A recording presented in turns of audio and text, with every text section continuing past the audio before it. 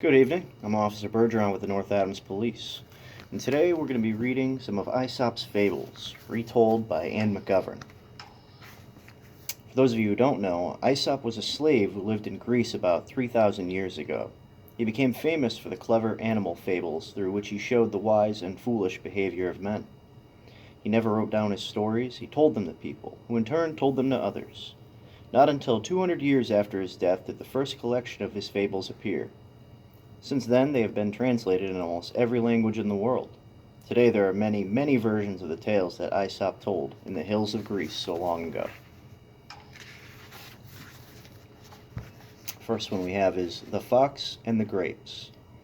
A hungry fox stole into a vineyard one day. There he saw a bunch of sun-ripened grapes hanging high in the vine. They looked so plump and juicy he could hardly wait to eat them.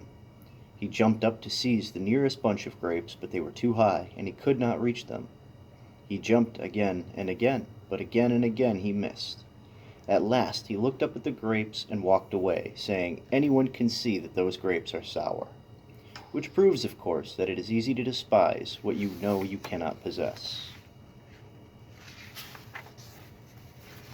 A donkey in the lion's skin.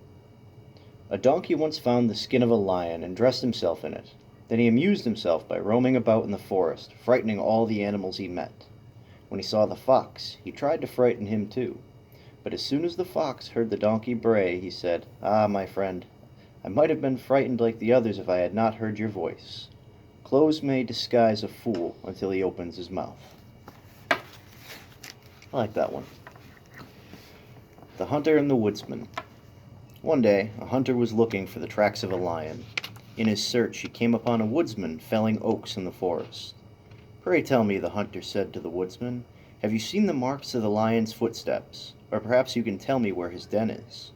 "I will do better than tell you," the woodsman replied courteously. "I will take you right to him." The hunter turned pale. His teeth began to chatter. No, thank you. I did not ask for that.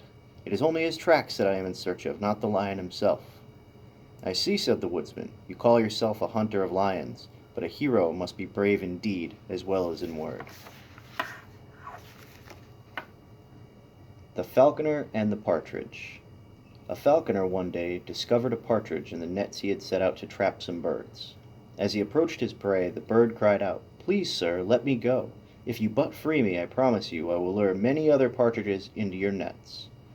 "No," replied the falconer, "I might have set you free, but you will deserve your fate, for to betray one's friends to save oneself is a vile crime." We'll read more of these again. Have a good night.